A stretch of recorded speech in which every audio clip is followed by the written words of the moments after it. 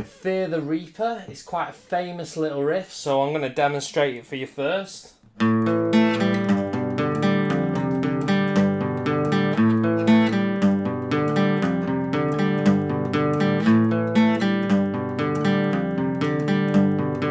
Hope you recognise that, so we're going to crack on by looking straight at the tab. So let me just share screen this with you here. Okay, so what you can see is there's chords there, and it's basically once you've got the chords, you're picking through them. So let's just have a little look at the chords. I'm going to just show you them here. So an A2 is putting your fingers, instead of playing a full A, you're not going to need this string. So you're just going to put these two fingers on the middle strings. So your first two fingers there, right in the middle. And if you strum that, that's called an A2 chord. So we're going to play an A2. And then your next chord's going to be a G. Because we're not going to need a full G. See this one here? We're just going to use the top two fingers there and go. And then this next one is an F power chord. So power chord's a useful thing to know in general. I'll demonstrate what a power chord is. It's always this shape. No matter where you put it, it's always wherever the first finger is, it's the next string down and 2 frets across. So you can do thousands of rock songs with this.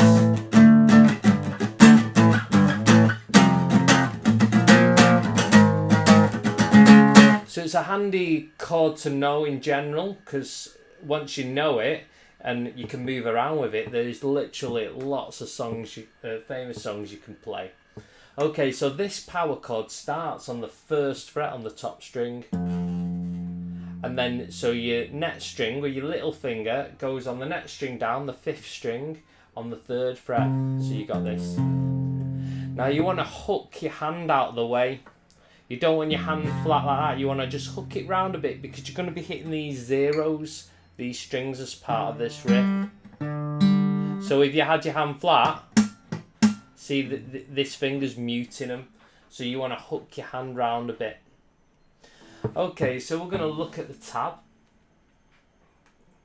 So if you can see the first chord, the A2, it starts on the 5th string, 4th string, 3rd string goes 2 and 0. So that should sound like this.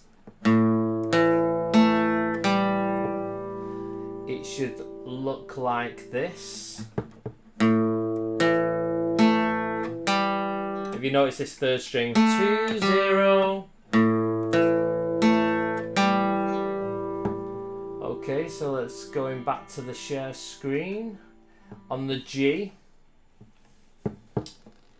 so we'll put our two fingers there. It should sound like this. If you notice, it's actually it's going from the 6th, 5th, 4th and 3rd string, so it's going in a straight line. It should sound like this.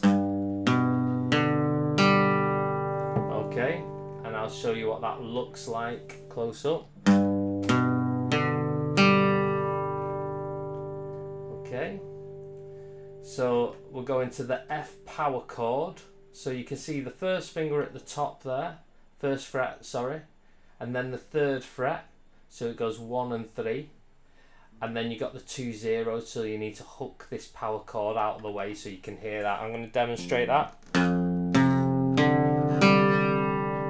So that sounds like that and looks like this. And then it goes back to the G chord there. Pretty same as before. Just straight down the strings from the 6th string, straight down. Okay, so I'm going to put that together while you read it, and then I'll show you what it is. G.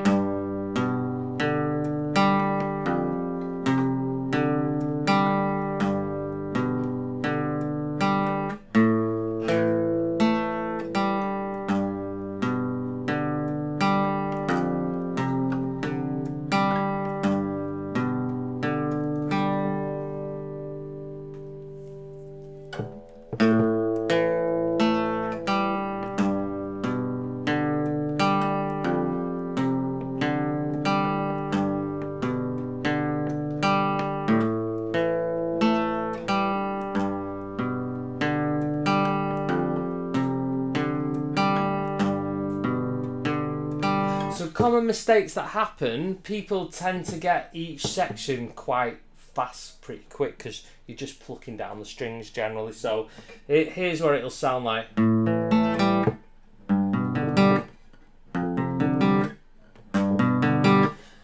So even though you could play each section fast, the gap in between never seems to shrink, so it's always gappy in between. So the only way to get rid of that is counterintuitive. You know, you've got to slow it down to get rid of the gap. So I'll show you what that means. So if I slow it down, I'm giving my brain enough time to think of what's coming next.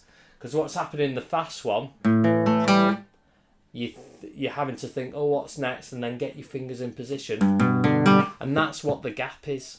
So here's how to do it slow, and here's to show you how the gap removes. So watch this. This is how slow I'm on about. Time to think. Plenty of time to think there. Plenty of time to think.